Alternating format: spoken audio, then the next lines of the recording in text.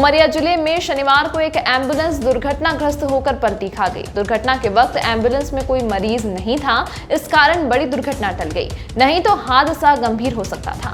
उमरिया जिले में शनिवार को एक और सड़क दुर्घटना हुई है, जिसमें एक एम्बुलेंस पलटी खा गई। यह दुर्घटना उमरिया जिले के बीर सिंहपुर पाली थाने के अंतर्गत हुई है। मरीजों को लेने जा रही 108 एम्बुलेंस के पलटने की बड़ी घटना सामने आई है, जहां पाली थाने अंतर्गत 108 एम्बुलेंस मरीजों को लेने के लिए रायपुर पंचायत जा रही थी। उसी दौरान अनियंत्रित होकर सड़क के किनारे जाकर पलट गई। 108 एम्बुलेंस में अगर कोई मरीज एवं उनके परिजन मौजूद होते तो बड़ी जनहानि हो सकती थी। एम्बुलेंस के चालक और सहायक सुरक्षित हैं। इस घटना से भले ही बड़ी अनहोनी टल गई हो, लेकिन एक सवाल खड़ा हो गया है कि एम्बुलेंस जैसे जीवन रक्षक वाहन ही अगर अनियंत्रित होंगे तो उसके जरिए जीवन दान लेने जा रहे मरीज व अन्य कैसे सुरक्षित रह सकते हैं। इस मामले में प्रशासन को कड़े कदम उठाना चाहिए और एम्बुलेंस की ड्राइविंग समझदार हाथों में सौंपनी चाहिए। इसके साथ ही आपको ये समझना पड़ेगा कि आपका जीवन इस देश के लिए, इस प्रदेश के लिए बहुमूल्य है। आप मानव संसाधन हैं, देश प्रदेश के विकास के लिए, अपने परिवार के विकास के लिए और स्वयं के विकास के लिए। तो अपनी ज़िंदगी को अति महत्वपूर्ण समझिए और दूसरे की ज़िंदगी को भी उतने अति महत्वपूर्ण समझिए और यातायात के नियमों का पालन करके सभी की ज़िंदगी को आप बचाइए। धन्यवाद। जय हिंद।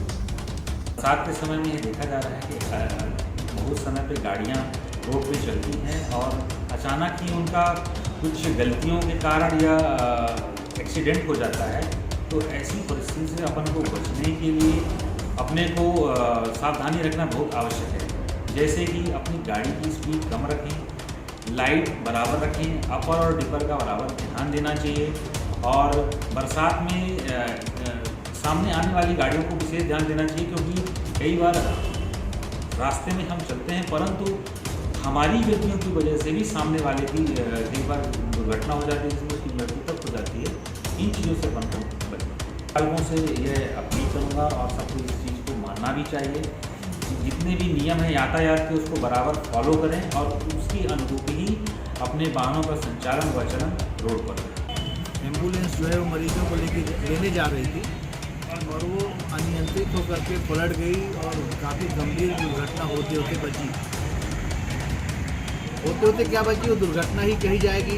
ईश्वर की कृपा थी कि किसी को कोई ऐसी गंभीर चोट नहीं लगी जिससे जान का खतरा हो। लेकिन एक एम्बुलेंस सेवा जो है ये दूसरों के जान की रक्षा के लिए बनाई गई है और उसमें इस तरह से चालक जो हैं, जो अकुशल चालक, उनको अगर भेजा जाएगा, आप सोचिए कि अगर उसमें मरीज होता, मरीज के परिजन होते तो क्या स्थिति होती।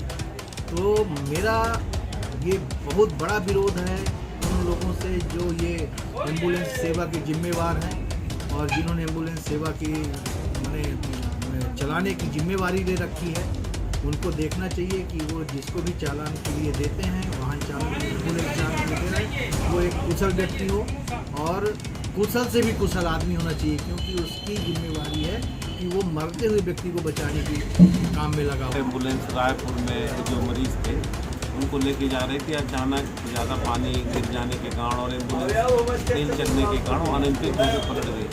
सबसे अच्छी बात है कि उसमें किसी प्रकार की कैजुअल्टी नहीं हुई, कोई आहत नहीं हुआ, परंतु देखने की बात है कि जो एम्बुलेंस चलती है चाहे ग्रामीण इलाके में, जहाँ पे आपदा विपदा की स्थिति है वहाँ पे तो ठीक है, समझ में आता है, परंतु सामान्यतः भी ये बहुत तेज़ी से चलाते हैं, स्वयं भी दुर्घटनाकारी हो सकते हैं और इस प्रकार की घटना कर सकती है जैसा कि बनौदा मार्ग में हुई है।